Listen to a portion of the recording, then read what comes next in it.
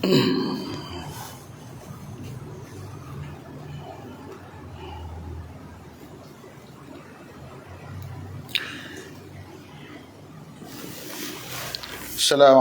warahmatullahi ta'ala wabarakatuh. Alhamdulillahilladzi arsala rasulahu bilhuda wa dinil haqq liyuzhirahu ala dini kullihi walau karihal musyrikun. Asyhadu an la ilaha illallah wahdahu la syarikalah wa asyhadu anna Muhammadan abduhu wa rasuluh. Allahumma salli wa sallim wa barik ala Muhammad wa ala alihi wa ashabihi wa man da'a bi da'watihi wastanna bi sunnatihi ila yaumiddin, amma ba'd. Qala ta'ala, qala rabbi shrah li sadri wa yassir li amri wahlul 'uqdatam min lisani yafqahu qawli. Qalu subhanaka la ilma lana illa ma 'allamtana innaka antal alimul hakim. Wala haula wala quwwata illa billahil aliyyil azim. Muslimin dan muslimat, hadirat yang dirahmati Allah, kita menyambung tafsiran bagi surah Al-An'am ayat 148. Surah Al-An'am ayat 148. A'udzu billahi minasyaitonir rajim. Sayaqulu alladhina asyraku law syaa'a Allahu ma asyrakna wala aba'una wala harramna min syai'in kadzalika kazzaba alladhina min qablihim hatta dhaqu ba'sana. Qul hal indakum min ilmin fatukhrijuhu lana in tattabi'una illa dhanna wa in antum illa takhrusun. Qul falillahil hujjatul balighah falau syaa'a lahadakum ajma'in. Qul halumma syuhada'akum alladhina yashhaduna anna Allaha harrama hadha فإن شهدوا فلا تشهد معهم ولا تتبع أهواء الذين كذبوا بآياتنا والذين لا يؤمنون بالآخرة وهم بربهم يعدلون. قل تعالوا أتل ما حرم ربكم عليكم ألا تشركوا به شيئا وبالوالدين إحسانا ولا تقتلوا أولادكم من إملاق نحن نرزقكم وإياهم ولا تقربوا الفواحش ما ظهر منها وما بطن ولا تقتلوا النفس التي حرم الله إلا بالحق ذلكم وصاكم به لعلكم تعقلون. Sadaqallahul azim. Maksudnya, orang-orang musyrik akan mengatakan, kalau Allah Ta'ala menghendaki, tentulah kami tidak mempersekutukannya dengan sesuatu yang lain, dan tidak juga datuk nenek kami, dan tidak pula kami haramkan sesuatu apapun. Demikianlah juga orang-orang yang dahulu sebelum mereka telah mendustakan Rasul-Rasul, sehingga mereka merasa azab seksa kami. Katakanlah, wahai Muhammad, apakah kamu mempunyai pengetahuan yang dapat kamu kemukakan kepada kami? Tidaklah kami mengikut melainkan sangkaan belaka, dan tidaklah kamu melainkan hanya orang yang berdusta. Katakanlah, wahai Muhammad, maka hanya Allah Ta'ala memiliki hujah yang kuat.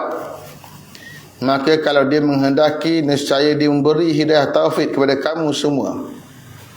Katalah juga, wahai Muhammad, marilah bawakan saksi-saksimu yang dapat menyaksikan bahawa Allah Ta'ala mengharamkan ini. Maka jika mereka memberikan kesaksian, janganlah engkau memberikan kesaksian bersama mereka. Dan janganlah engkau ikuti keinginan orang-orang yang mendustakan ayat-ayat kami, dan juga orang-orang yang tidak beriman kepada akhirat, dan mereka pula terhadap Tuhan yang mencipta mereka samakan dengan sesuatu. Katakanlah, wahai Muhammad, marilah aku bacakan apa yang diharamkan Tuhanmu kepadamu, dan jangan mempersekutukannya dengan apa pun, dan berbuat baiklah kepada ibu dan bapa, dan janganlah membunuh anak-anakmu kerana miskin. Kamilah yang memberi rezeki kepadamu dan juga kepada mereka juga.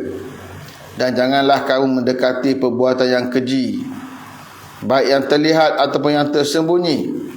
Dan janganlah kamu bunuh orang yang diharamkan Allah kecuali dengan alasan yang benar.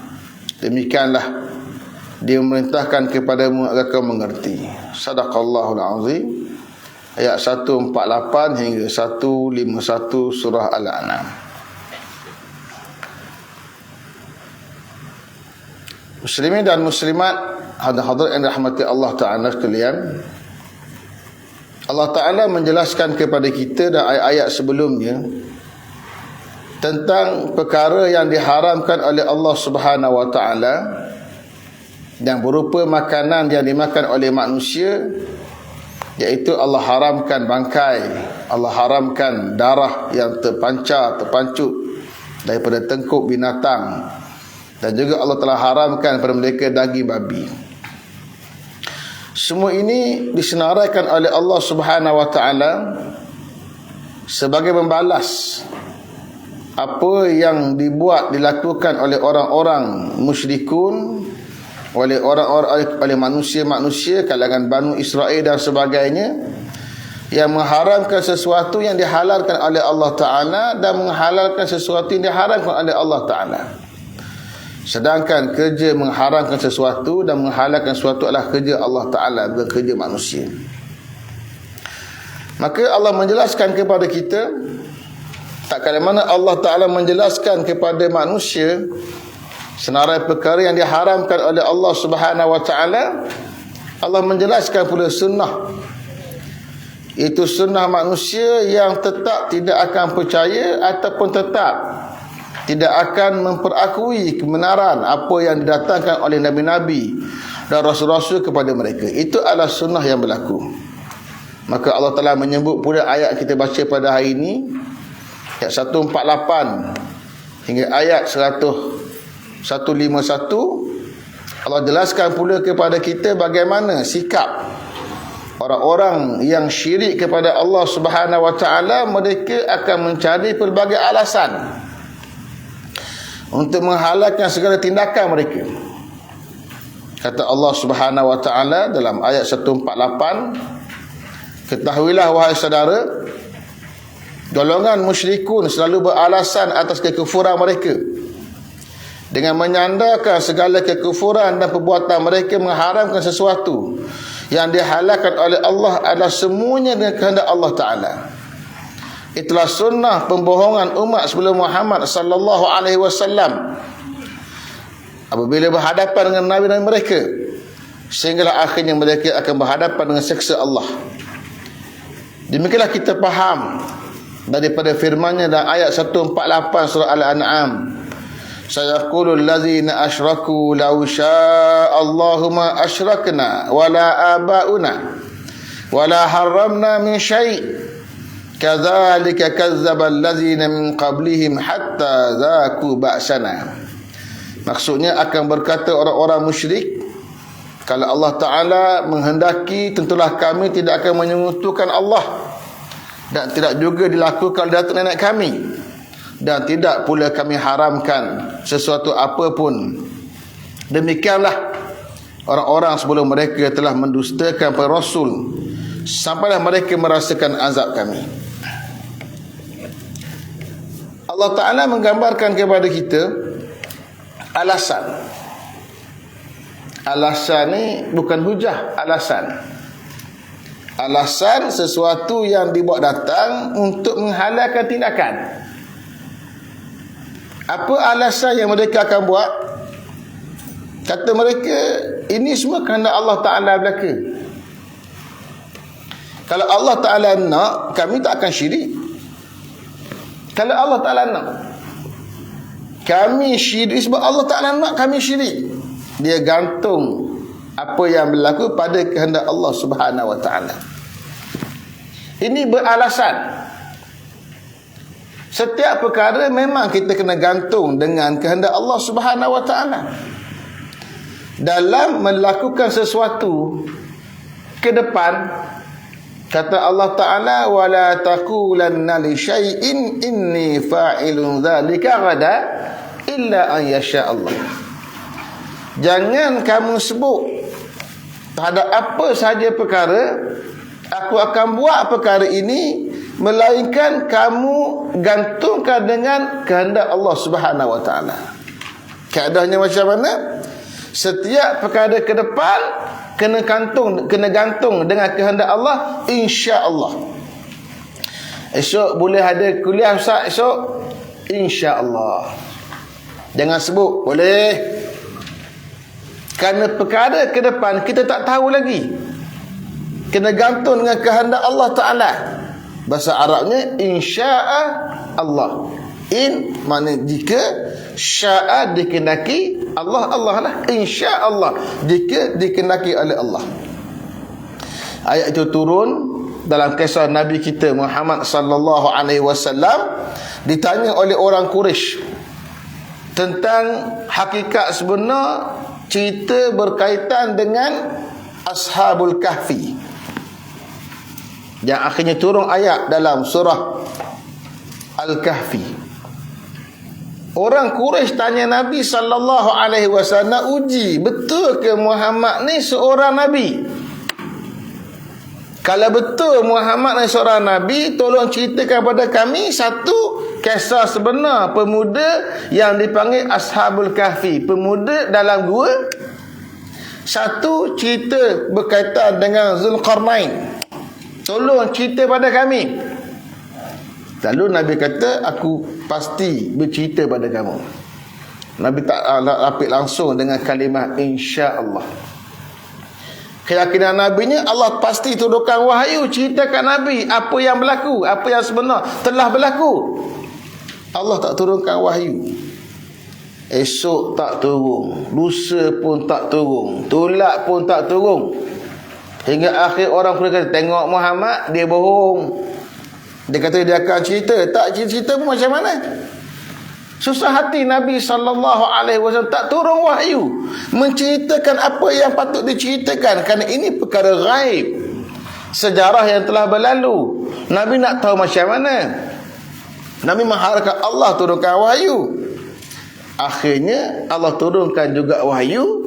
Tapi dikala Allah turunkan wahyu, Allah tegur Nabi kita Muhammad sallallahu alaihi wasallam, wala taqulanna, jangan sama sekali kamu wahai Muhammad sebut, jangan sama sekali dalam perkara apa pun, di syai'in, dalam usaha apa sekalipun, inni fa'ilun zalika ghadan, aku pasti buat kerana esok.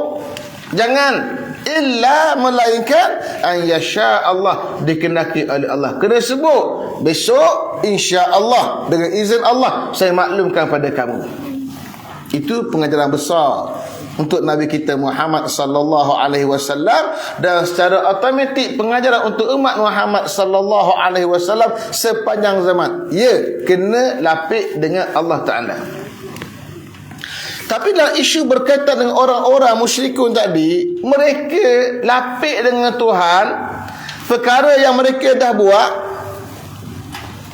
hanya semata-mata nak lepaskan diri. Tak, kami buat ni bukan kehendak kami, kehendak Allah Ta'ala.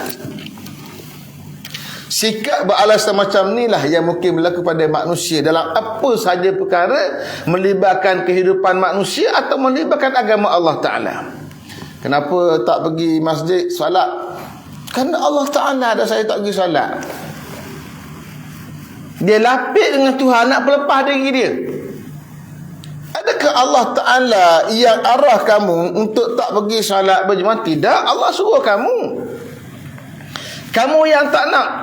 Bila kamu yang tak nak, Allah akan mudahkan apa kehendak kamu. Kamu nak tak nak datang ke masjid, Allah mudahkan tak pergi ke masjid. Kalau kamu nak ke masjid, Allah mudahkan kamu ke masjid. Allah Ta'ala beri pilihan pada manusia untuk perkara ke depan dia nak buat. Allah beri pilihan. Dia nak lagu mana, Allah akan permudahkan. Insya'a falyu'min wa insya'a falyakfur. Jika dia nak, sila beriman. Jika dia nak, sila kufur. Pilih hak mana saya nak. Berarti kehendak nak buat perkara ke depan ni, kamu dulu kehendak macam mana, Allah akan lorongkan kamu dalam perkara tersebut. Dalam bab syirik kepada Allah, perkara yang bersifat dosa yang sangat besar. Besar macam mana? Syirik kepada Allah Ta'ala, dosa yang sangat besar, sebab melibatkan hak Allah Ta'ala. Allah yang cipta kamu, bentuk jasad, beri nyawa, lahir ke dunia, tiba-tiba kamu samakan Tuhan yang cipta kamu dengan makhluk yang dia cipta. Syirik. Itulah dosa yang sangat besar, hingga Allah sebut inna syirka la zulmun azim. Syirik itu zalim yang sangat besar. Kenapa zalim? Makna zalim, letak sesuatu tak kena pada tempat tu zalim. Kopiah duduk atas kepala, letak pada lutut, zalim. Kopiah tempat atas kepala, letak atas kepala lutut, zalim. Selipar tempatnya di kaki, letak atas kepala, zalim. Letak benda tak kena tempat, zalim. Maka zalim yang paling besar, benda yang tak kena pada tempat yang paling besar, bila Allah disamakan dengan makhluk yang dia cipta, zalim. Bila mereka menghalalkan apa yang Allah Ta'ala larang, dan melarang dan mengharapkan apa yang Allah halalkan, dia telah ambil sifat Tuhan, yang sifat Tuhan ialah menentukan hukum, boleh ke tak boleh. Bila dia bergantung harap pula kepada manusia-manusia, di kalangan Banu Israel, Allah sebut dalam satu ayat, Nabi bercerita tentang Banu Israel.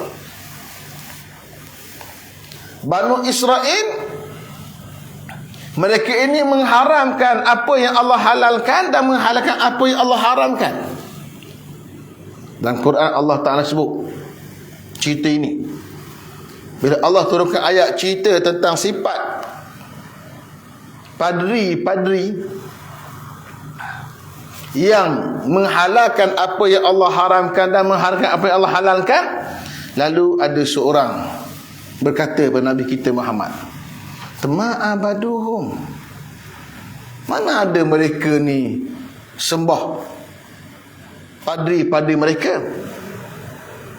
Lalu kata Nabi, ya, mereka tak sembah padri-padri, walakin ahallu lahumul haram wa harramu alaihimil halal. Tapi padri-padri ini mereka menghalalkan apa yang Allah haramkan dan mengharamkan apa yang Allah halalkan. Fadzalika fattaba'uhum, lalu mereka ikut je apa yang dibuat oleh padri-padri mereka ini. Fadzalika ibadatuhum iyyahu, itulah tanda mereka menghambakan diri kepada padri-padri mereka. Maknanya, membuat sesuatu, menghalalkan sesuatu yang Allah haramkan, kita ambil sifat Tuhan. Dan orang yang ikut apa yang dia buat itu seolah mensyirikkan Tuhan. Seolah ada makhluk yang sifatnya macam Tuhan juga, kerja boleh menghalalkan dan mengharamkan. Itu kerja syirik. Syirik dengan Tuhan, menyekutukan Tuhan. Maka orang-orang ini, orang-orang yang syirik ini, kata Allah, mereka akan sebut, sayaqulul ladzina asyraku, orang-orang yang syirik pada Tuhan ini nanti akan menjawab, nanti akan bercakap, nanti akan buat alasan, lau syaa, kalau Allah nak, ma asyrakna, kami tak syirik pun pada Tuhan.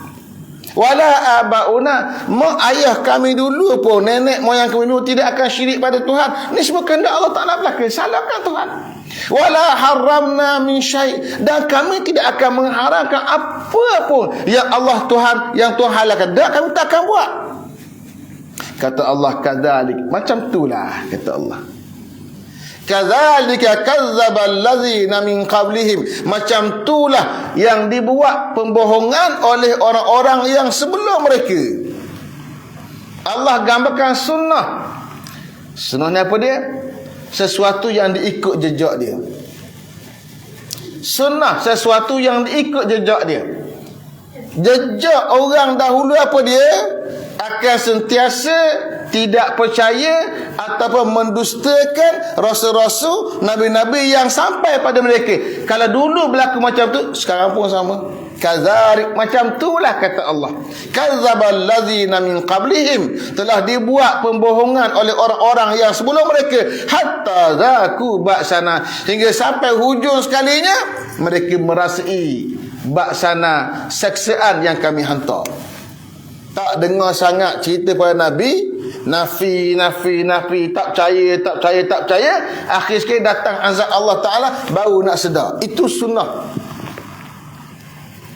Sunnah berlaku pada umat sepanjang zaman, daripada zaman Nabi Allah Nuh AS sampailah terakhir zaman Nabi kita Muhammad sallallahu alaihi wasallam, sampai hari ini pun. Itulah manusia, bila cerita berkaitan dengan agama Allah, akan ada orang tak percaya. Ketahuilah juga wahai saudara, golongan musyrikun tiada memiliki sebarang ilmu atas segala alasan dan dakwaan mereka. Mereka hanya bersangka-sangka. Oleh itu Allah mengajar Muhammad sallallahu alaihi wasallam untuk menempelak mereka dalam bentuk pertanyaan. Demikianlah difahami daripada firman-Nya, kul hal indakum min an fatukhrijuhu lana in tattabi'una illa dhanna wa in antum illa takhrusun. Katakanlah wahai Muhammad, adakah kamu mempunyai sebarang pengetahuan lalu kamu kemukakan kepada kami? Tidaklah kamu mengikut melainkan sangkaan belaka, dan telah kamu melainkan hanya orang-orang yang berdusta. Allah ajar Nabi kita berhujah dengan orang-orang musyrikun ini. Kul, sebut wahai Muhammad, tanya dia, mu ada ilmu ke?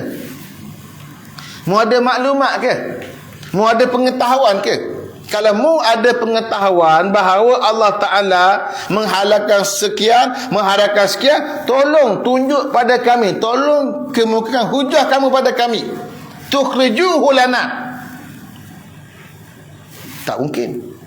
Allah jawab, in tattabi'una, kamu tak ikut illa zanna, melainkan sangkaan semata-mata. Sangkaan macam mana? Mu dengar datuk nenek moyang kamu sebut, mu sebut atas. Kita ambil hak mudah je lah. Ambil paling mudah sekali. Cerita bak hantu. Cerita bak hantu, benda paling mudah, simple sekali. Cerita bak hantu. Hantu tu, sebut hantu ni takut tak? Sebut hantu takut dah. Sebab apa? Sebab dari kecil mak ayah ajar hantu tu menakutkan. Jaga lalu kat kubur tu, hantu banyak. Dia terkam mu nanti, gigit mu. Mak ayah duk ajar anak dia kecil, dia mungkin nak gurau, hanya nak takut kita supaya malam-malam tak keluar rumah. Tapi kita mari takut daripada kecil, takut siapa ke tua. Siapa dah tua dah, nak mati dah, lalu dekat kubur ingat, kan datu kan. Padahal hantu-hantu yang sebenarnya apa dia? Jin. Jin itulah hantu yang dikatakan hantu. Jin. Jin yang usir orang. Tak ada kaitan dengan orang mati kat kubur tu. Orang yang dah mati kat kubur tu, mati-matilah. Rohnya di alam yang satu lagi. Tak boleh keluar daripada perut kubur tu nak pergi usir dak. Yang diusir orang tu jin. Bila sebut jin ringan sikit tak? Sebut atu berat sikit. Sebut atu nampak takut. Sebut jin tak apa-apa, jin biasa je. Dari mana maklumat atu tadi menakutkan mari dari kubur? Maklumat daripada mak ayah kita. Itu adalah sangkaan. Oh, dia kata sini ni banyak ni apa namanya jin Islam, ada bunian. Bunian tu jin Islam lah. Tak, jin Islam lain, bunian lain. Ambil mana maklumat? Sangkaan. Orang Orang Melayu panggil bunian, merujuk kepada jin hak Islam. Ada jin hak Islam, ada jin hak tak Islam. Hak Islam panggil bunian, orang Melayu panggil bunian. Sebenarnya jin lah. Kita pula jembalang. Jembalang tu jin. Tak, jembalang. Jin. Jembalang lain, hantu raya lain, hantu laut lain. Jin perik lain pula. Jin Melaka kita pun nama jembalang, polong, penanggar kita buat, kita letak hantu raya, kita letak maklumat ini daripada mana? Daripada orang tua kita. Dia pun ambil dari orang tua dia, orang tu dia ambil orang tua dia lagi, orang tu dia ambil orang tua dia lagi, datuk, nenek, moyang dah ke atas. Maklumat sangkaan. Itu contoh batu. Salah faham berkaitan konsep hantu. Sampai hari ni kita takut. Lalu kat kubur takut. Bawa basikal tu habis teh. Dulu saya ingat budak-budak dulu, daripada rumah orang baru nak pergi ke arah masjid Bangga Paut. Lepas daripada Ulu Takir sikit kan hutan dulu, kan nipah belaka dulu dah. Orang kata sini kalau kat Selekor tu siap. Itu memang musik Roma dia kata. Kita kalau mari pergi malam kot, siapa situ bawa basikal tu kaya macam gila. Tak pandang kanan kiri. Sebab apa? Orang kata beratu. Takut masa tu. Dah orang tak apa lagi kita begitu dah. Takut. Ini contoh. Tu kata Allah Ta'ala, dalam kehidupan kita banyak kamu ni hanya sangkaan. Yang betul-betul benar daripada mana? Allah Ta'ala menulis Qurannya, Nabi yang Allah berikan wahyu ke dia, itu maklumat yang betul. Maka kena betulkan maklumat. Jangan ikut sangkaan. Wa in antum illa takhrusun. Dan telah kamu mereka orang yang berdusta saja. Dusta ni mana apa? Cakap sesuatu bukan dengan yang sebenar. Bohong maknanya apa?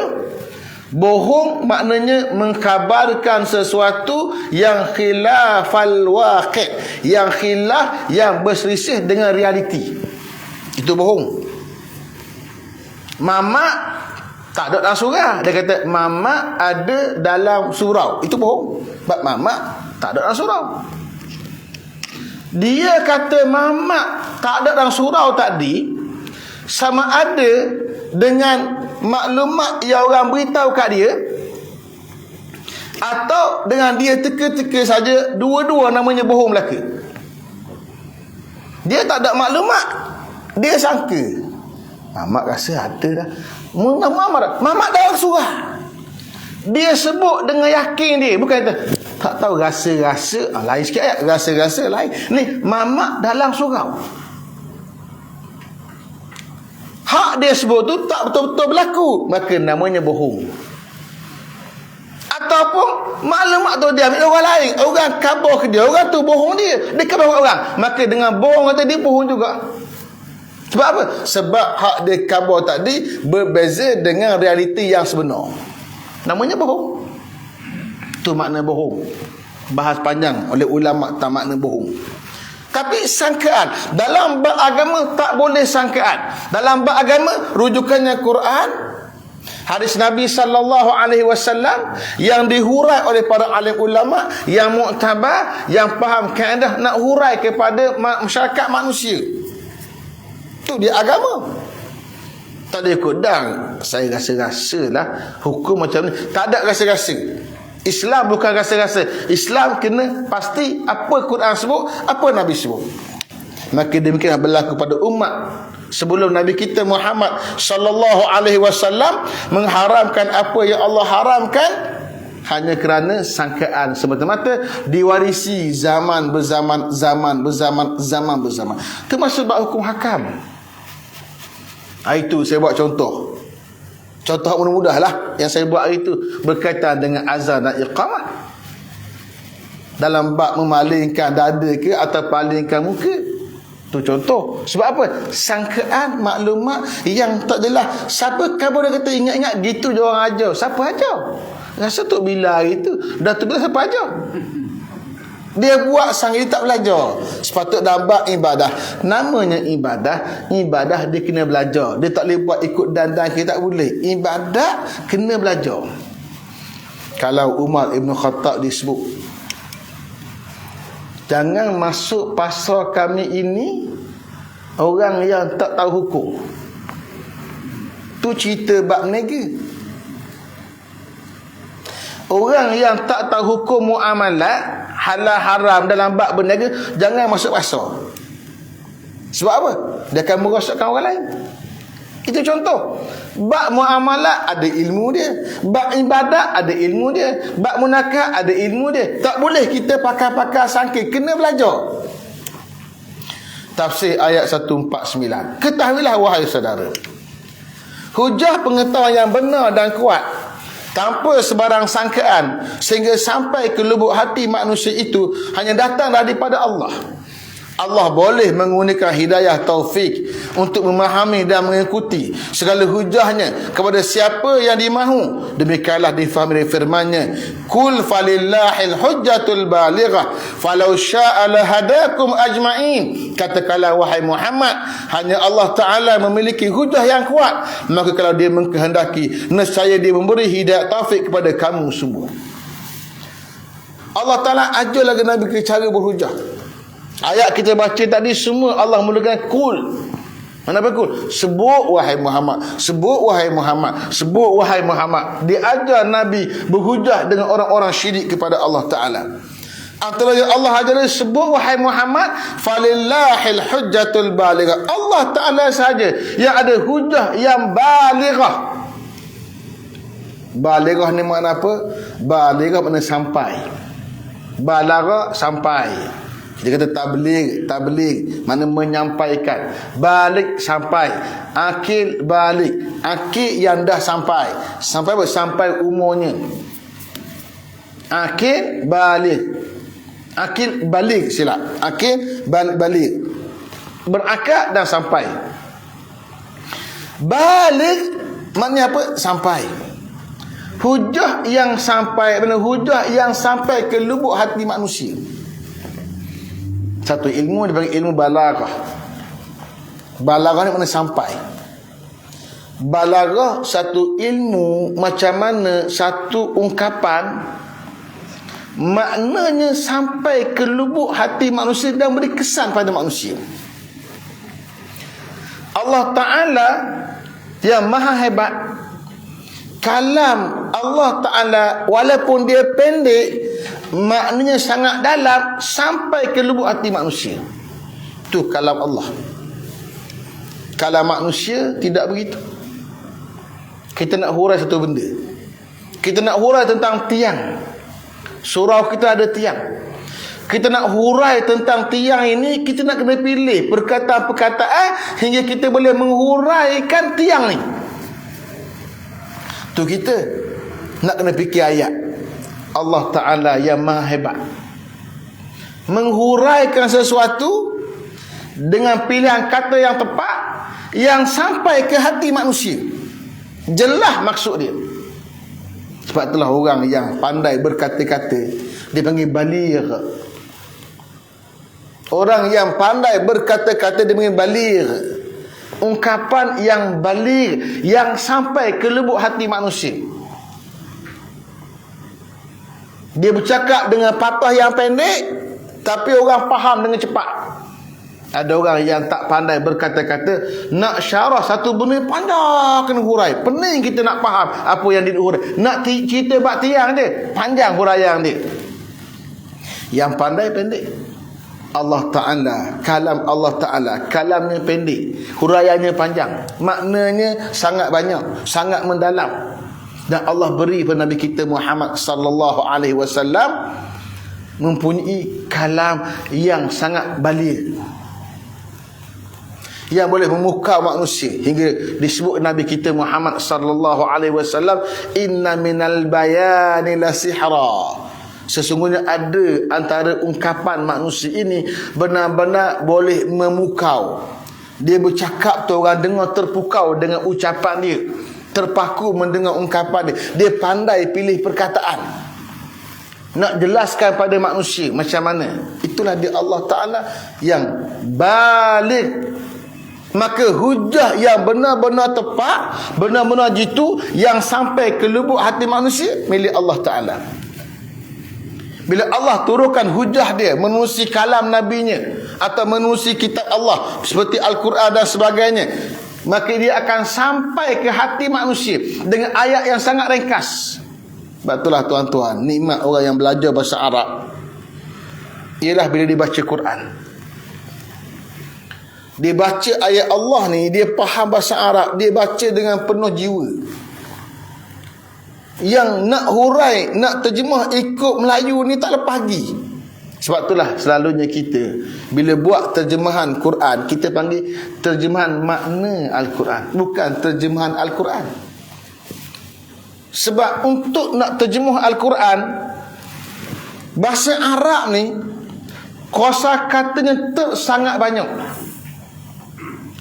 Bahasa Melayu kita kosakata sangat kecil. Maka kosakata yang sangat banyak tak mampu diserap oleh kosakata yang kecil. Tak mampu bahasa Melayu kita dan juga banyak bahasa tak mampu nak hurai kosakata Arab, melainkan dengan ayat yang panjang. Satu perkataan dihurai dengan ayat yang panjang. Kenapa? Kelemahan bahasa kita. Maka oleh kerana kelemahan bahasa-bahasa lain pada Arab untuk nak merangkumi makna yang ada dalam satu ayat, maka kita tak boleh buat terjemahan pada Al-Quran. Yang kita boleh buat ialah terjemahan makna Al-Quran. Maknanya panjang, maknanya banyak, ambil sebagai makna, kita tolong terjemahkan. Terjemah makna saja. Ini kajian PhD saya. Saya buat PhD, Doktor Falsafah dari UKM, tajuknya Retorik Partikel Waw dalam Al-Quran. Huruf waw makna dan tu. Waw makna dan. Retorik partikel waw makna balaghah. Huruf waw dalam Al-Quran dan kesannya terhadap terjemahan makna Al-Quran. Itu tajuk saya punya tesis PhD. Kesan terhadap terjemahan makna. Dengan waw sebiji itu, kalau tak diterjemahkan makna dia, dia akan hilang banyak maksud. Itu dengan waw sebiji. Kalau waw sebiji pun boleh buat satu tesis PhD, tak kira hak bukan waw, banyak lagi huruf-huruf. Nak cerita sekecil-kecil huruf namanya waw, yang maknanya dan dalam bahasa umumnya kita dan sama lah. Tapi Arab bukan makna dan saja waw tu. Tu saya kata terjemahan makna kita boleh buat. Maka yang kita buat, mungkin tuan-tuan baca, kenapa Ustaz kita baca apa namanya terjemahan makna Quran ni lain, pakai hak ni lain pula sikit. Ambil yang apa namanya dikeluarkan oleh Jakim yang dipanggil tafsir pimpinan Ar-Rahman, cara terjemah ni lain. Ambil Mahmud Yunus lain pula. Saya buat perbandingan antara terjemahan tafsir pimpinan Ar-Rahman yang dikeluarkan oleh Jakim dengan tafsir Al-Quran Al-Karim yang dibuat, disusun oleh seorang ulama daripada Indonesia, Mahmud Yunus. Saya kaji, bandingkan dua ni, nak tengok macam mana kesan dia. Kalau tersilap ataupun tersasar ataupun tertinggal menterjemahkan makna huruf waw, apa kesan dia. Itu yang saya bahas. Maka Allah Ta'ala dengan bahasa yang sangat halus ni, yang tak mampu diungkap oleh bahasa lain, maka yang boleh kita buat ialah ambil terjemahan pada makna-makna yang ada. Itu contoh. Bagi orang belajar bahasa, dia akan faham perkara, dia akan merasai perkara ni. Tak belajar bahasa, nak jiwai lagu mana? Macam kita belajar bahasa Inggeris lah. Beza apa house dengan home. House, rumah. Home, kediaman. Kediaman lain maksud dia, rumah lain maksud dia. Atau kena hurai dari sudut maksud, dari sudut bahasa Arab pula lah. Dari bahasa Inggeris lah pula macam mana. Bahasa Arab dia panggil sakan, dia panggil bait. Setiap pilihan kata, nak guna kalimah sakan ke, nak guna kalimah baik, mesti ada maksud tersendiri. Kalau baik, asal kalimah bata yabi itu bermalam, rujuk cerita bermalam saja. Kalau sakan, asal maknanya tenang, nak gambar ketenangan yang ada pada rumah tu. Nak pilih apa mana sih? Nak beritahu li sakanun atau li baitun. Terjemah Melayu biasa, saya ada rumah, terjemah Melayu dia. Tapi kau Arab nak tak habis ke mana? Nak kata li sakanun atau li baitun. Saya ada sakan ke saya ada rumah? Yang orang belajar bahasa boleh faham saya cakap ni. Hak tak belajar bahasa Arab, sama ustaz. Tak sama. Nak cerita hal rumah biasa, rumah tu mungkin kita duduk, mungkin tak duduk.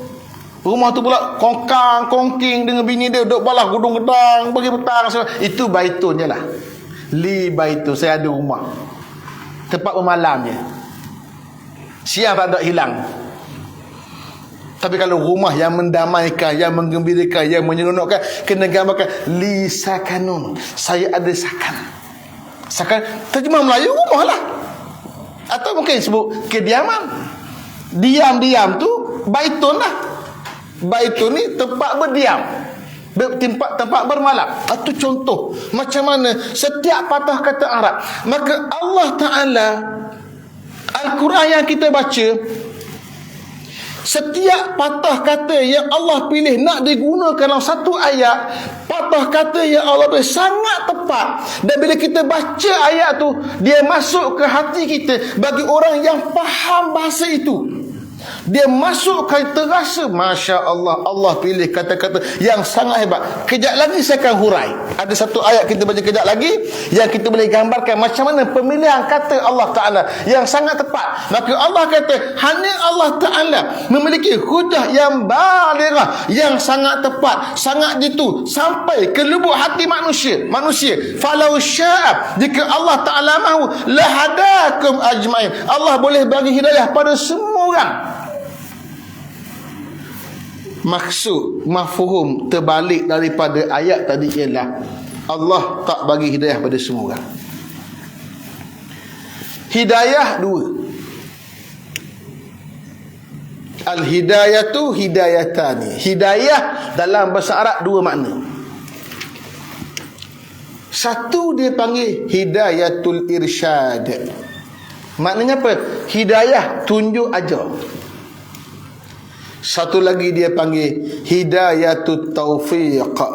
Hidayah menepati perjalanan dan pelakuannya dengan kehendak Allah. Itu taufik. Macam mana? Apa yang saya syarah, apa yang saya hurai ni, dia panggil hidayah irsyad. Hidayah tunjuk ajar. Nak salat sekian cara, nak puasa sekian cara, nak buat haji sekian cara. Apa yang diajar oleh Allah, diajar oleh Nabi, diajar oleh para tuan guru, hak yang diajar itu namanya hidayatul irsyad. Hidayah irsyad. Hidayah tunjuk ajar. Hidayah taufik, bila seorang mendengar tunjuk ajar, lalu terbuka hati dia untuk beramal dengan apa yang ditunjuk ajar, maka dikala itu dia mendapat hidayah taufik. Taufik apa dia? Wafaqa yuwafiku, nak bagi dia tepat. Kena. Hak dia ajar, dia amal tepat dengan diri dia dah. Kena. Itu taufik. Hidayah tunjuk ajar ni banyak manusia dapat. Bila Nabi ajar, Nabi cerita, turun Quran, para alim ulama, para tuan guru cerita dan ajar, maka banyaklah manusia boleh mendengar hidayah irsyad, hidayah tunjuk ajar. Buka YouTube, buka internet, banyak ustaz-ustaz kita mengajar, boleh dapat banyak hidayah irsyad. Buka kitab, buka buku, boleh kita baca, itu semua hidayah irsyad, tunjuk ajar. Tapi adakah kita akan beramal dengan apa yang ditunjuk ajar? Kat situlah mahalnya nikmat taufik, hidayah taufik. Allah tak bagi pada semua orang. 7 bilion manusia di atas muka bumi pada hari ini, yang beriman dengan Allah Ta'ala tak sampai separuh. Berarti Allah pilih yang tak sampai separuh itu beriman kepada Allah, yang baki lebih daripada separuh tak beriman kepada Allah. Macam-macam agama yang dia pegang berdasarkan maklumat yang sampai kat diri dia, walaupun dalam bentuk sangka-sangkaan.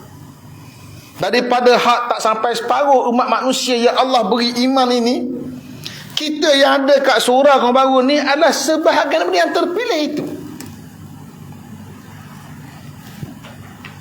Orang Melayu di alam Melayu kita, di tanah Melayu kita, di Malaysia kita, dipilih sebahagian yang terima Islam itu. Tapi tak terpilih orang-orang di Vietnam, orang-orang di sebahagian China, orang di Jepun, orang di Filipin. Allah pilih kita. Kalau di tanah Melayu kita ni, Malaysia ni, sebut Melayu dikira Islam lagi. Tapi kalau pergi Indonesia, Melayu tak semua Islam. Itu beza dari sudut realiti setempat masing-masing. Tanah Melayu kita ni, Malaysia kita ni, sebut dia Melayu, memang dia Islam. Kalau dia Melayu tak Islam, dia tak dianggap Melayu. Itu dari sudut perlembagaan. Nikmat. Dalam banyak orang di sini, di Kampung Baru ni, yang kita duk cerita ada kuliah tak minggu ni, bukan semua orang yang dah baca ada kuliah. Bukan semua terbuka hati nak main kuliah. Ada hak mari, ada tak mari. Ada mari masa kita buat ayam saja dia mari. Tak ada ayam tak mari. Dia nak benda saja, tak nak ilmu. Kita buat tu nak tunjuk mari ada surah, ada kuliah. Marilah hari lain hak tak bagi ayam. Tak, dia tunggu ayam dia. Bila pula ayam ustaz? Nak bagi? Lama dah tak bagi ustaz. Pas raya tak boleh bagi lagi. Kita kata mari kuliah dulu. Ada kuliah, ada ayam kita bagi ya. Pula dah. Tak apalah. Tu hak rakyat lah kita bagi. Tapi nak cerita, Allah tak buka hati pada semua orang. Maka kalau kita dapat nikmat itu, namanya nikmat hidayah taufik, Allah pilih kita. Nikmat yang tak boleh dijual beli. Tafsir ayat 150. Ketahuilah wahai saudara, Allah Ta'ala mengajar Nabi kita Muhammad untuk mencabar golongan musyrikun, mendatangkan saksi-saksi bahawa Allah mengharamkan sesuatu selaras dengan apa yang mereka haramkan. Jika mereka mendatangkan saksi, maka kesaksian tersebut sebenarnya adalah palsu. Justru jangan diikut hawa nafsu golongan yang sentiasa mendustai ayat-ayat Allah dan juga tidak beriman dengan hari akhirat, serta menyamakan dan menggandingkan Tuhan yang mencipta mereka dengan sesuatu di kalangan makhluk. Demikianlah difahami firman-Nya, Kul halumma syuhada'akum alladzina yashhaduna anna Allah harrama hadha. Katakanlah wahai Muhammad, marilah bawakan saksi-saksimu yang dapat menyaksikan bahawa Allah mengharamkan ini. Allah ajar lagi Nabi kita Muhammad cabar orang musyrikun. Cabar lagi mana? Sebut wahai Muhammad, halumma, ayo mari. Halumma, mari. Halumma syuhada'akum, bawa mari semua saksi-saksi kamu. Saksi ni apa? Seseorang yang menyaksikan sesuatu, ima dengan mata dia atau dengan pengetahuan dia. Dia kata, saya menjadi saksi mata bahawa Muhammad ni datang surau pada hari sekian. Dia tengok mata dia. Atau dia kata, saya jadi saksi maklumat bahawa Muhammad datang ke surau pada sekian masa. Dia saksi dengan sebab mata dia tengok, atau dia saksi dengan maklumat sampai kat diri dia. Kata Allah, cabar mereka wahai Muhammad, tanya dia, mu ada ke tak saksi? Saksi apa? Saksi yang beri kesaksian bahawa Allah Ta'ala mengharamkan perkara ni. Ada ke tak? Cabar dia buat saksi. Makna takkan ada saksi.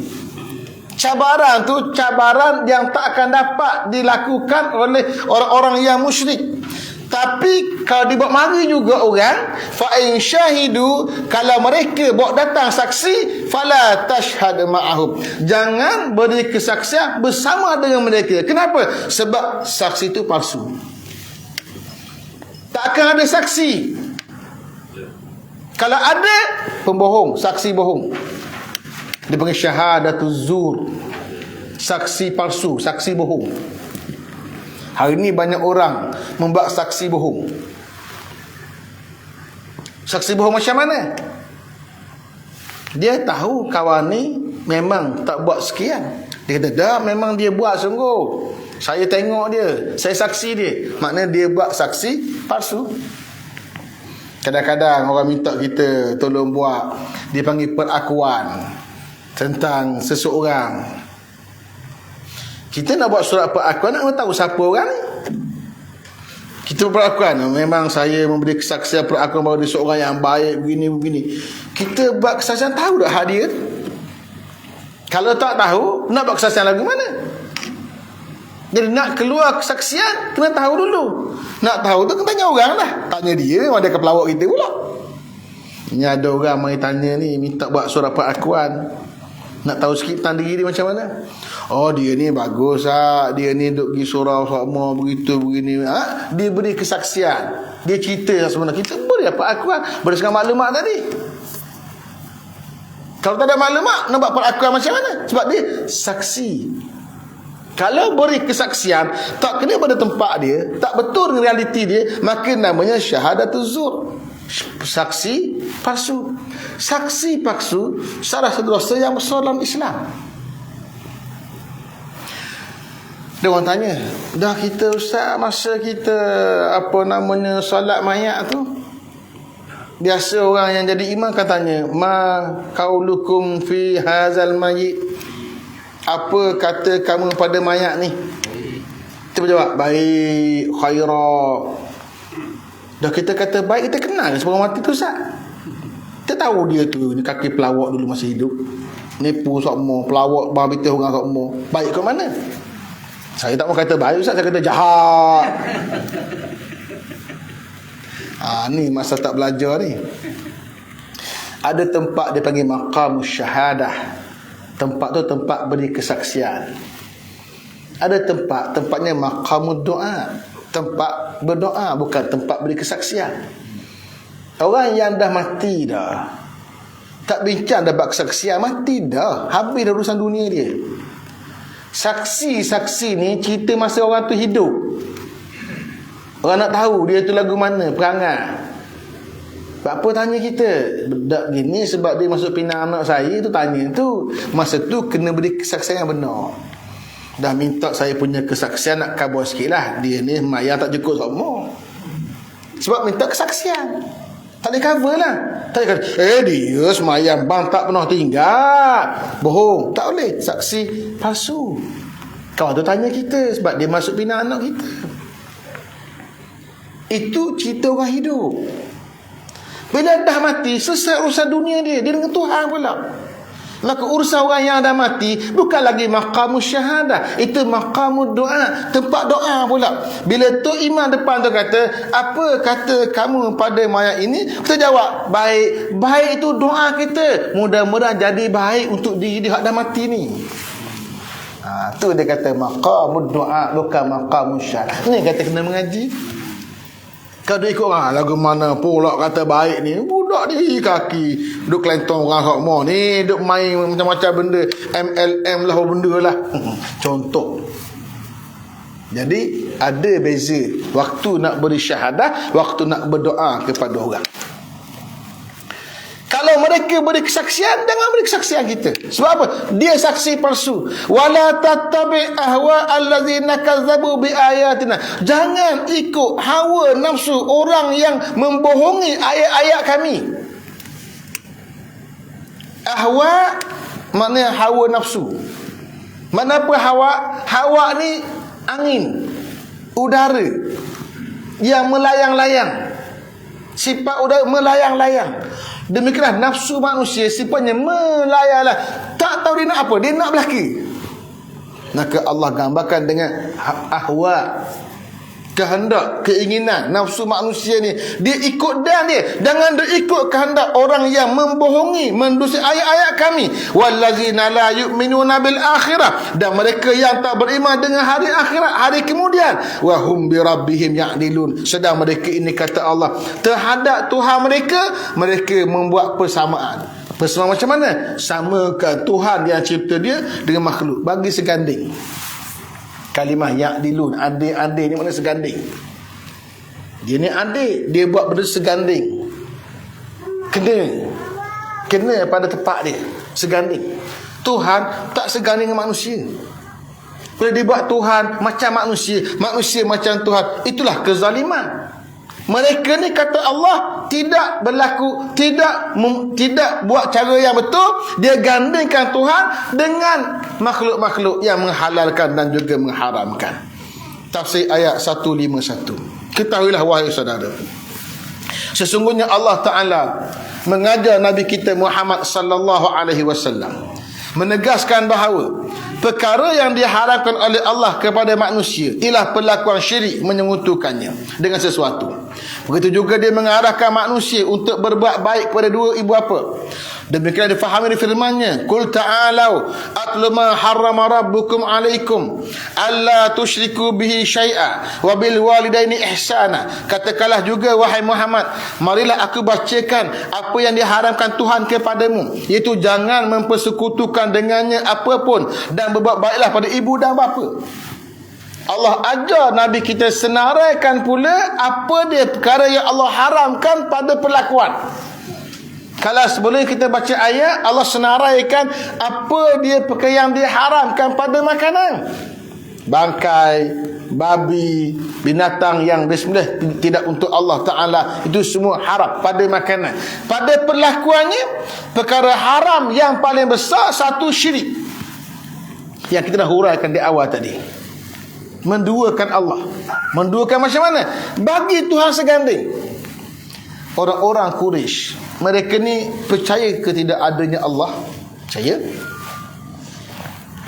Allah kata, "Wala'in sa'altam," kalau kamu tanya mereka orang Quraisy, "Man khalaqas samawati wal arda," siapa yang cipta langit dan juga bumi? La yaqulunna Allah. Pasti mereka jawab, Allah lah. Orang Quraisy tu, siapa dia? Abu Lahab, Abu Jahal dan yang segeng dengan dia. Kau tanya dia, siapa cipta langit ni? Allah. Mana apa? Dia percaya dengan Allah. Dia percaya adanya Allah. Disebut nama Allah. Dan mereka bersumpah dengan Allah. Wallahi. Dah silap ke mana orang Quraisy? Silap mereka ialah menduakan Allah, menyengutukan Allah. Sekutu macam mana? Dia anggap patung-patung berhala ini, patung ni lah yang mendekatkan dia dengan Tuhan.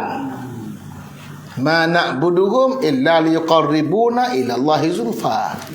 Kami tak sembah patung-patung ni melainkan untuk patung-patung ini mendekatkan kami dengan Allah. Itu syiriknya. Patung-patung ni asalnya siapa? Asalnya orang-orang saleh kalangan mereka. Bila orang saleh tu mati, dia buat patung untuk peringatan. Yang buat patung generasi yang pertama. Mari generasi yang kedua, ketiga dan keempat, tak tahu asal usul galau, dia semua pula patung tu akhir menjadi patung sembahan. Dan akhir dia anggap Tuhan. Segadang dengan Allah Ta'ala. Itu syirik. Bermula dengan memperingati orang yang saleh, orang yang baik. Berlakulah juga pada negara kita dan negara orang-orang Islam kita. Setengah tempat yang membesar-besarkan kuburan. Kubur orang yang saleh, dia pergi tempat kubur, dia buat tempat pemujaan. Di Malaysia antara tempat yang pernah saya tengok sendiri orang buat lagu tu di Pulau Besar, Melaka. Pulau tu mana nama dia? Bukan Pulau Besar nama dia. Pulau Besar. Pulau Besar Melaka. Saya pernah pergi sekali. Tempat apa ramai yang duk pergi? Yang duk pergi ramai orang India duk pergi. Naik bot pergi. Rupanya di sana ada satu kubur. Dia kata milik orang-orang saleh. Nama siapa saya pun tak ingat. Dia pergi itu tanam niat. Dia mandi kat kubur, buang hajat, buang macam-macam benda lah. Hak khurafat dia tu. Mandi telanjang pun ada. Pakai seluar dalam pun ada mandi kat kubur. Itu memuja kubur. Ya, orang tu sudah mati. Kalau dia orang sedih dengan Tuhan, memuja orang yang dah mati. Dia sudah mati. Puja buat apa? Memuja, itulah syirik. Memuja kubur, itulah syirik. Nak ziarah kubur orang soleh, silakan. Kuntu nahaitukum an ziyaratil kuburi fazuruha. Dulu aku larang kamu ziarah kubur, sekarang ziarah. Kata Nabi sallallahu alaihi wasallam. Di peringkat awal Islam, Nabi tak benarkan ziarah kubur. Sebab apa? Kubur itulah punca macam mana orang-orang yang syirik menyembah patung berhala. Tapi akhirnya dia kata, aku benarkan sekarang, ialah ziarah. Maka ziarah kubur mak ayah, datuk, nenek, keluarga, budak, untuk mereka pergi ziarah. Kubur orang soleh boleh ziarah, tapi bukan untuk dipuja. Hanya sekadar ziarah, doa kebaikan untuk si mati. Mudah-mudahan balik pada kita doa kebaikan tu untuk orang yang hidup. Setakat itu, bukan untuk puja dia. Dia dah mati dah. Bila puja, itu syirik. Maka syirik ni lah kata Allah sebut pada mereka, wahai Muhammad, yang Allah haramkan satu, syirikkan Allah, sekutukan Allah. Itu mana syirik. Syirik dengan kongsikan Allah dengan yang lain. Satu, wabil walidaini ihsana, dan dengan dua ibu dan bapa mesti berbuat ihsan. Pengajaran, ambil pengajaran, wahai saudara. Larangan syirik dan arahan berbakti pada ibu dan bapa selalu disebut seiring oleh Allah dalam Al-Quran. Hal yang demikian menunjukkan betapa besarnya kedudukan berbakti pada dua ibu dan bapa, sehingga datang perintah berbakti seiring dengan perintah pengambilan diri kepada Allah Ta'ala. Antaranya firman Allah dalam surah Al-Isra ayat 23, wa qada rabbuka alla ta'budu illa iyyah wa bil walidaini ihsana. Maksudnya, dan Tuhan kamu menetapkan agar jangan kamu menyembah melainkan dirinya, dan dengan kedua ibu dan bapa hendaklah berbuat kebaktian. Dalam Quran menariknya, bila Allah sebut bab syirik tak boleh, Allah ganding dengan mak ayah yang mesti kita buat kebaktian. Dalam banyak ayat. Tadi kita baca satu ayat dalam surah Al-An'am ayat 151. Saya datangkan tadi pula ayat dalam surah Al-Isra ayat 23, dan banyak lagi ayat. Maka ulama kita bahas, kenapa Allah gandingkan cerita jangan syirik pada Tuhan, hanya kena sembah Tuhan, diiringkan dengan cerita buat baik pada ibu dan bapa? Jawapannya ialah, satu,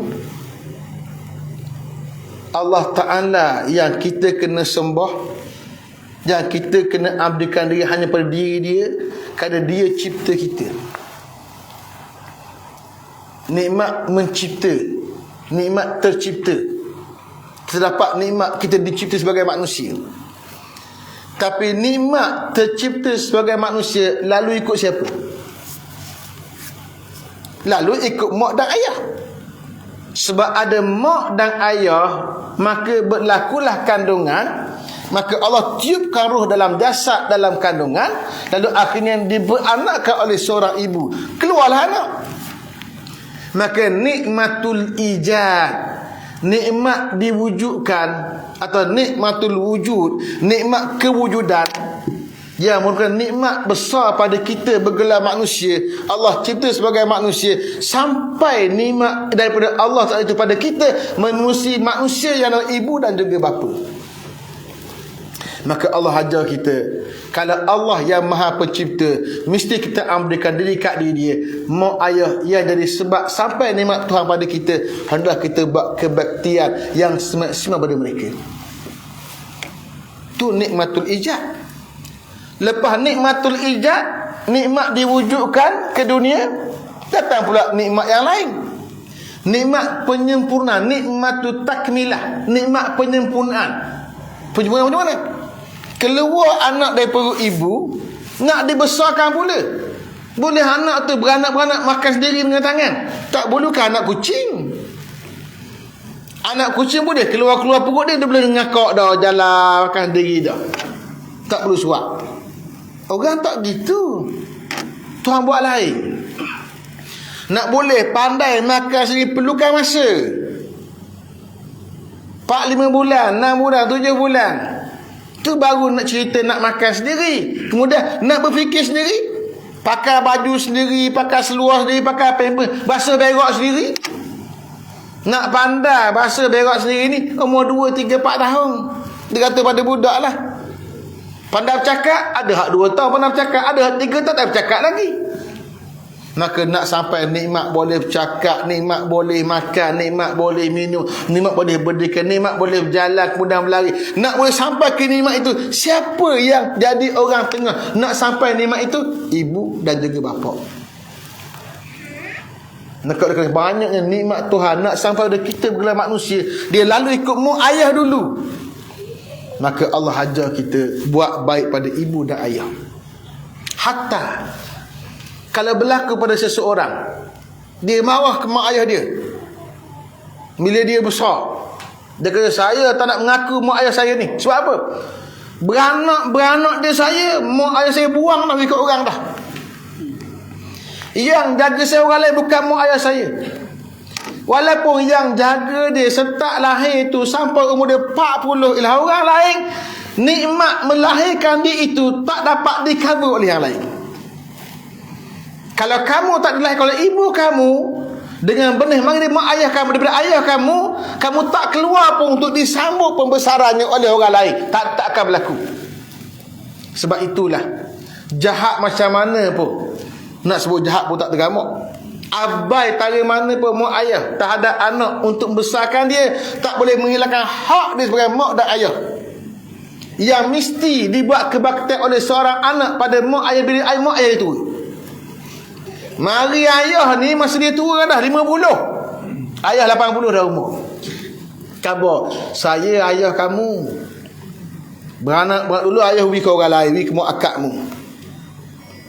Bila tahu itu ayah yang sebenar, datang hukum wajib berbakti pada dia, jaga dia, bela dia sampai dia mati. Wala takul lahuma uffin, jangan sebut pun tak boleh.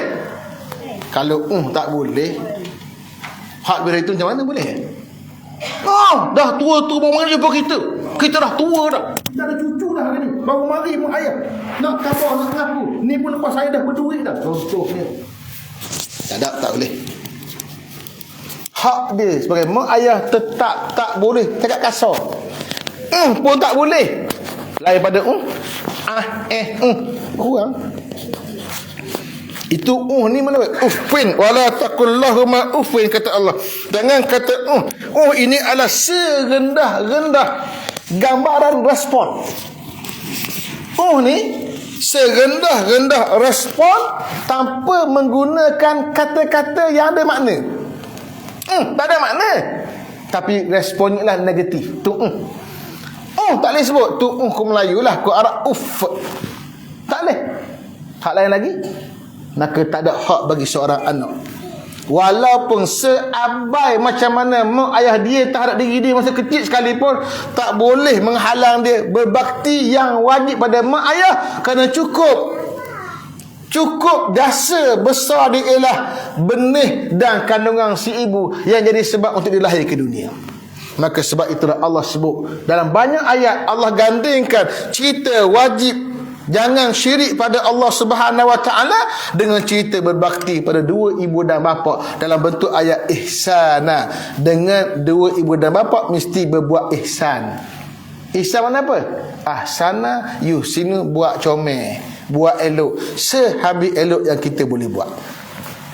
Tafsir ayat 151, ketahuilah juga wahai saudara, membunuh anak-anak kerana miskin adalah perlakuan haram. Hal ini kerana Allah yang memberi rezeki pada kamu di saat kamu miskin, maka dialah juga yang akan memberi rezeki kepada anak-anak kamu nanti. Demikianlah difahami di firman-Nya lagi, wala taqtulu auladakum min imlaq nahnu narzuqukum wa iyyahum, dan janganlah kamu membunuh anak-anakmu kerana miskin, kamilah yang memberi rezeki kepadamu dan kepada mereka. Ayat ni saya dah bahas dalam kuliah sebelum ini. Cerita haram bunuh anak. Anak yang mana? Anak laki-laki.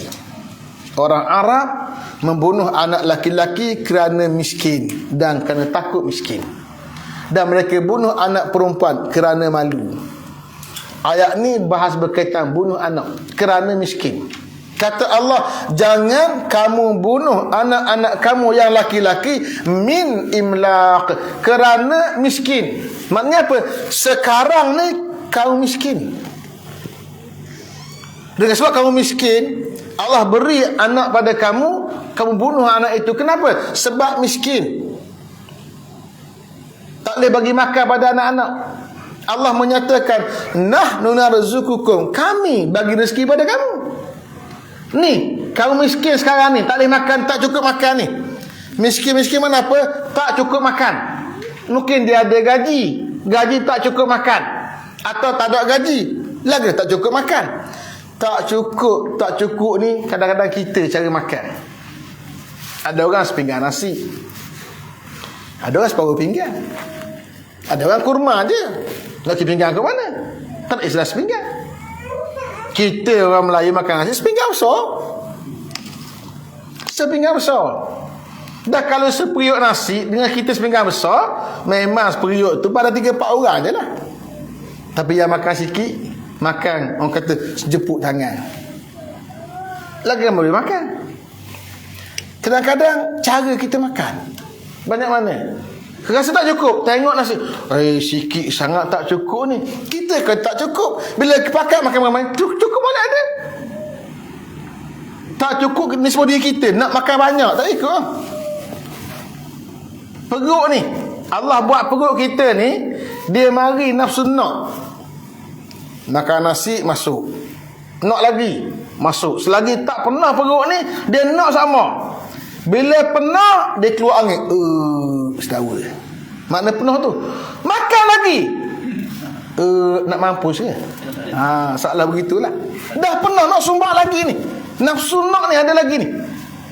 Bila perut tu kosong, turun ke usus, akhirnya dia tahi, dia kosong balik. Nak lagi masuk. Nak sini ni nak. Mari ke otak nak ni. Tapi yang sebenarnya untuk hidup kita bukan perlu penuh perut ni. Sejemput pun dah cukup. Masuk ke perut, diproses oleh usus, bertukar tenaga dan sebagainya, yang baki dibuang dalam bentuk tahi, cukup dah. Tapi sebab nafsunya besar. Masa kamu miskin dan kamu masih lagi boleh hidup, ada nyawa, adanya arti kamu masih boleh makan walaupun sikit, boleh minum walaupun sikit, siapa bagi rezeki pada kamu? Allah kata, nahnu narzuqukum, kami bagi rezeki pada kamu tu, yang boleh hidup lagi tu. Wa iyyahum, dan juga kami akan bagi rezeki pada mereka. Mu duk takut sangat anakmu tak boleh makan ni, mu tu boleh makan boleh ada, maka kalau kamu boleh makan boleh ada, maka demikian Allah boleh bagi makan pada anak-anak kamu. Jangan bunuh anak-anak ni, rezeki dia ada. Saya dah bacakan hadis hari itu, hadis masyhur dalam hadis 40. Nabi sebut tentang setiap orang kalangan kamu dihimpun dalam perut ibu dia dalam bentuk nutfah 40 hari, bentuk alaqah 40 hari, bentuk mudghah 40 hari, cukup 120 hari, Allah hantar malaikat tiupkan roh. Bila Allah tiupkan roh, summa yu'maru bi arba'i kalimat. Allah suruh catat, malaikat catat 4 perkara. Apa dia? Antaranya bikatabi rizqihi. Allah suruh catat rezekinya banyak mana. Sikit ke banyak, tapi rezekinya ada. Maka anak yang lahir rezeki telah ada. Di saat mereka bimbang terhadap rezeki yang sedia ada, tidak mencukupi untuk mereka makan, apatah lagi untuk anak-anak, lalu berfikir untuk bunuh anak-anak, maka Allah peringatkan mereka bahawa rezeki yang mereka nikmati di saat miskin ini semuanya diberi dan ditanggung oleh Allah. Maka tiada sebab untuk membunuh anak-anak, kerana rezeki kesemuanya ditanggung oleh Allah. Pengajaran, ambillah pengajaran wahai saudara. Dalam ayat yang lain, Allah Ta'ala mengharamkan membunuh anak-anak laki-laki kerana kebimbangan berlakunya kemiskinan pada masa akan datang selepas kelahiran anak. Allah berfirman dalam surah Al-Isra ayat 31, wala taqtulu auladakum khasyata imlaq nahnu narzuquhum wa iyyakum. Janganlah kamu membunuh anak laki-laki kamu kerana bimbang menjadi miskin. Kami yang beri rezeki kepada mereka dan juga pada kamu. Beza apa dua ayat ni? Dua ayat ni antara ayat yang saya bahas dalam tesis PhD saya. Kalau ada masa, saya pun tak cetak tesis itu. Kalau ada masa tengok bolehlah kita bagi. Saya bahas kat sini. Kenapa ayat awal tadi bila Allah cerita bab bunuh anak kerana miskin, bila kerana miskin Allah mulakan kami bagi rezeki pada kamu. Ayat kedua kita baca Allah kata jangan bunuh kerana bimbang miskin. Bila sebut bimbang miskin, Allah mulakan dengan ayat, kami bagi rezeki pada mereka dan kamu. Tengok ayat pertama, Allah kata kami bagi rezeki pada kamu dan mereka. Ayat ni pula, kami bagi rezeki pada mereka dan kamu. Bezanya apa dia? Hak tadi bagi rezeki pada mereka, pada kamu dan mereka. Hak ni pada mereka dan kamu. Allah pusing. Sebab apa beza gitu? Sebabnya hak tadi mereka bunuh anak kerana miskin. Hak kedua bunuh anak kerana bimbang miskin. Dah beza apa ustaz? Hak pertama tu bunuh anak kerana miskin, mana dia dah miskin sekarang. Miskin sekarang. Bila miskin sekarang, tapi masih Allah beri makan minum kat dia.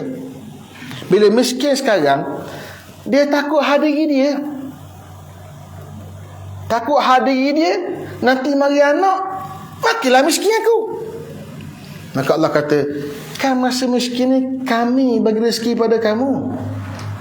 Kalau ketika miskin beri rezeki pada kamu, nanti anak kamu bukan rezeki lah. Timbang apa benda? Itu hak pertama. Ayat kedua pula, dia bimbang akan datang. Sekarang tak miskin lagi. Sekarang ni cukup makan. Cukup makan dia dengan anak, cukup makan. Kalau mari seorang lagi, mengandung pula bini aku. Mari seorang lagi ni tak cukup makan lah kita. Sekarang cukup lagi ni. Ni kita gugurkan anak ini. Gugurkan anak sebab apa? Takut nanti jadi miskin.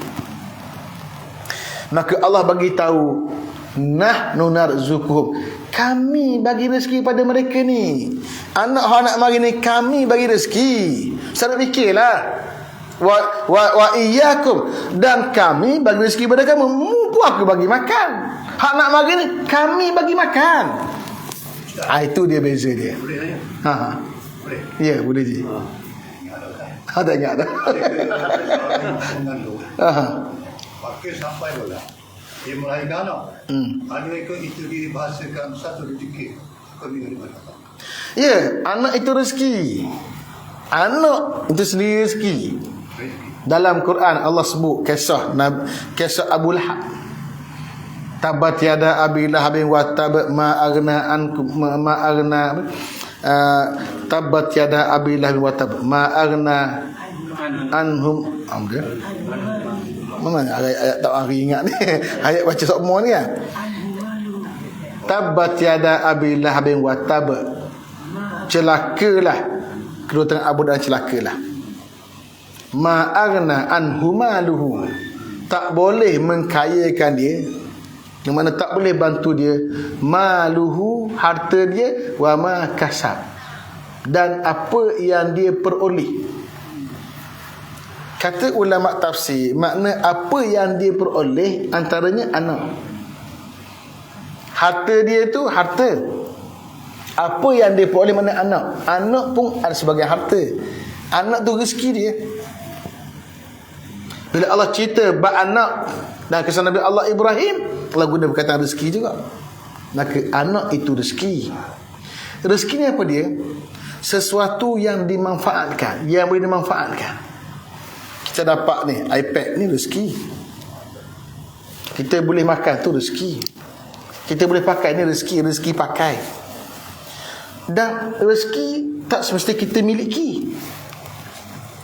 Bukan milik kita, dia rezeki kita. Kambing tu milik dia. Dia semula beri lagi kita. Jadi rezeki kita. Tapi asal milik dia. Basikal milik dia. Dia beri kita untuk manfaatkan. Boleh pakai. Nanti atas semula rezeki kita memanfaatkan basikal tu. Itu rezeki. Kita beli nasi, ingat rezeki kita makan hak masuk mulut kita. Tak. Tengah jalan jumpa anak saudara kita. Wih, dia nasi tak dimakan kita. Rezeki anak saudara kita contoh. Itu cerita rezeki. Sebelum kedatangan anak, segala perbelanjaan, makan dan minum mereka mencukupi. Maka datanglah kebimbangan, hasil bisikan syaitan bahawa dengan kedatangan anak yang baru ini tiadalah lagi mencukupi segala perbelanjaan harian mereka. Dan antara itu Allah menegaskan bahawa anak yang hadir itu ditanggung rezekinya oleh Allah Ta'ala sebagaimana kamu juga ditanggung rezeki dengan cukup makan pada hari ini. Itu peringatan Allah Subhanahu Wa Ta'ala. Tersambung lagi ayat 151, bakinya dalam kuliah akan datang. Ya. Pada dia. Perancangan kewajiban. Tu kena syarah panjang. Tu saya huraikan minggu depan lah pula. Saya nak sambung dengan hadis Riyadhus Salihin. Ya. Saya dah ulah dah itu tu.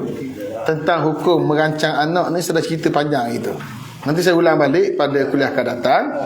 Cuma untuk hari ini saya nak sambung lagi untuk kita tengok hadis Riyadhus Salihin min kalami Sayyidil Mursalin. Molek soalan ni tulis lah senang. Cepat sikit kita baca, kita hurai. Saya nak tanya je tak? Okey. Nak tanya je. Banyak lagi tu. Okey. Kita sambung dengan hadis Riyadhus Salihin. Terima kasih banyak tak? Ya. Kita masih lagi dalam bab birrul walidain wasilatil arham, bab berbakti beribu dan bapa dan juga menyambung rahim. Kita sampai pada hadis, dan nota saya bagi kan, untuk setiap nota. Baik, nota ni adalah buku yang cuba saya persiapkan, tapi tak siap-siap ni. Sebab tulis ni ikut kelapangan masa.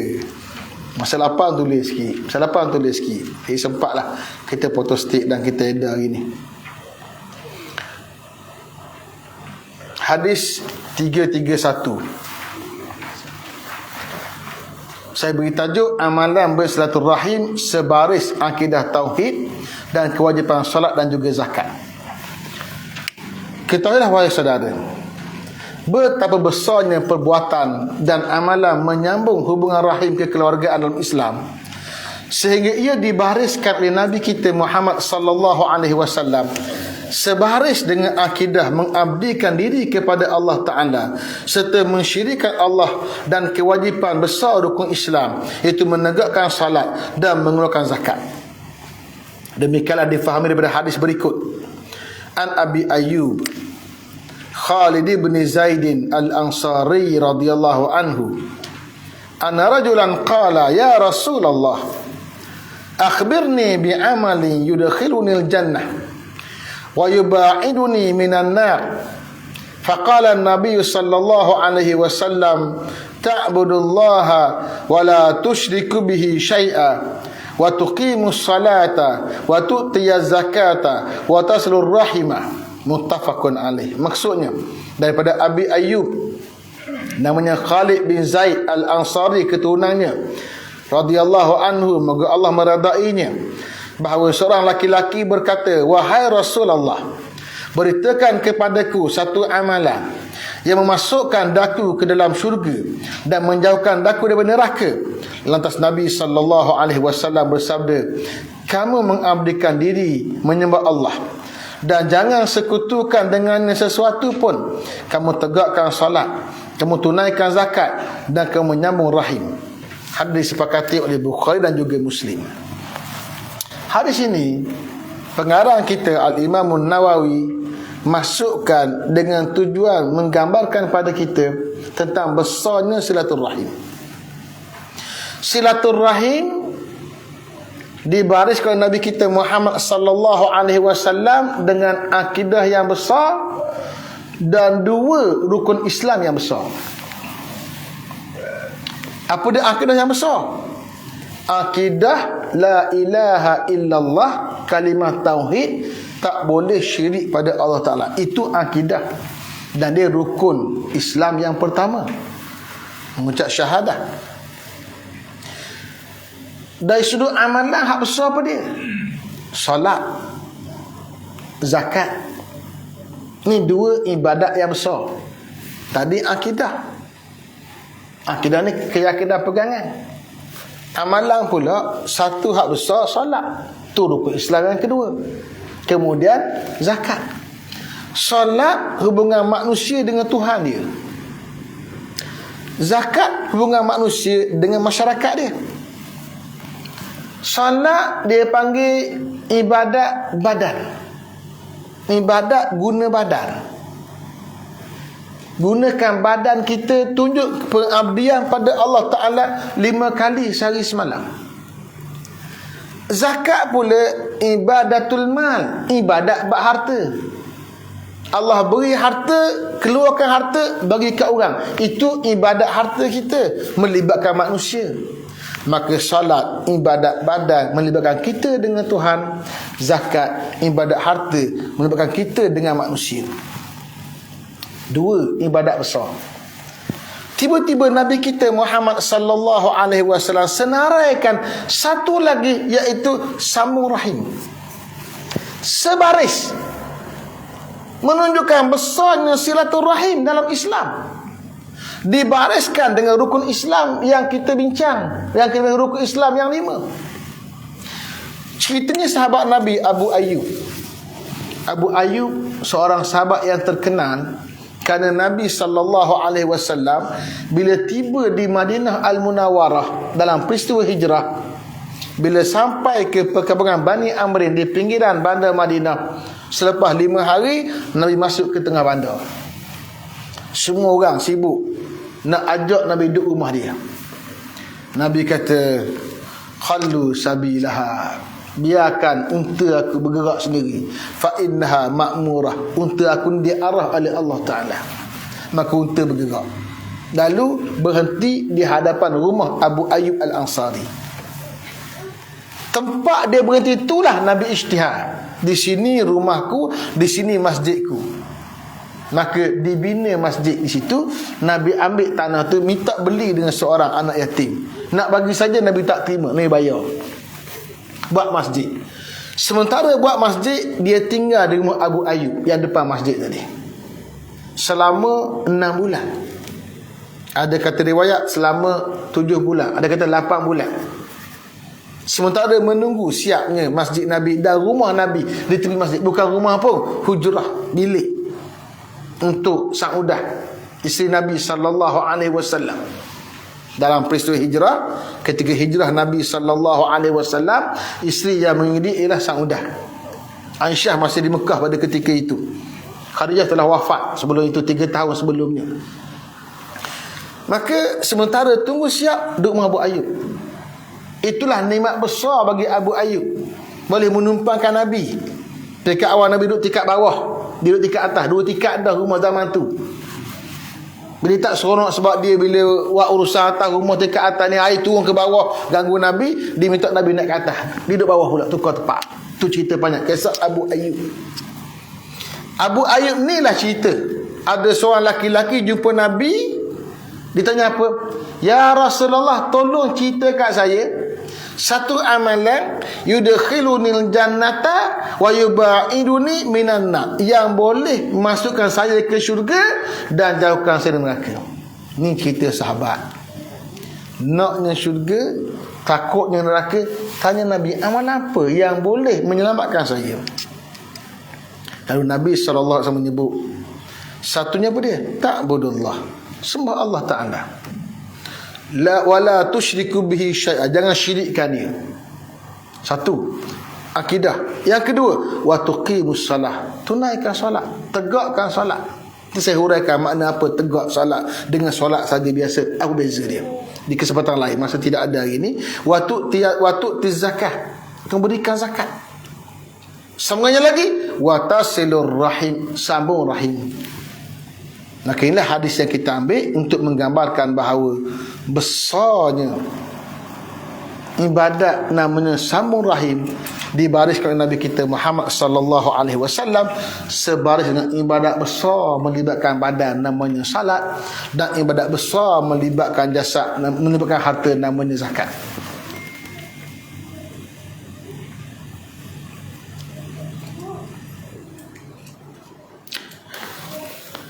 Wallahu ta'ala alam. Nanti minggu depan kita sambung sikit lagi hadis ini. Saya nak cerita tentang kenapa salat dan zakat digandingkan secara bersama. Masa tidak mengizinkan kita hari ini. Dah jam 11:07. Saya selalu akan berhenti jam 11 tepat lah. Ini terlebih sikit lah masa. Mudah-mudahan kita diberi ilmu pada hari ini. Wallahu ta'ala alam. Aqulu qali hadza wa astaghfirullahal azim li wa lakum. Wassalamualaikum warahmatullahi taala wabarakatuh.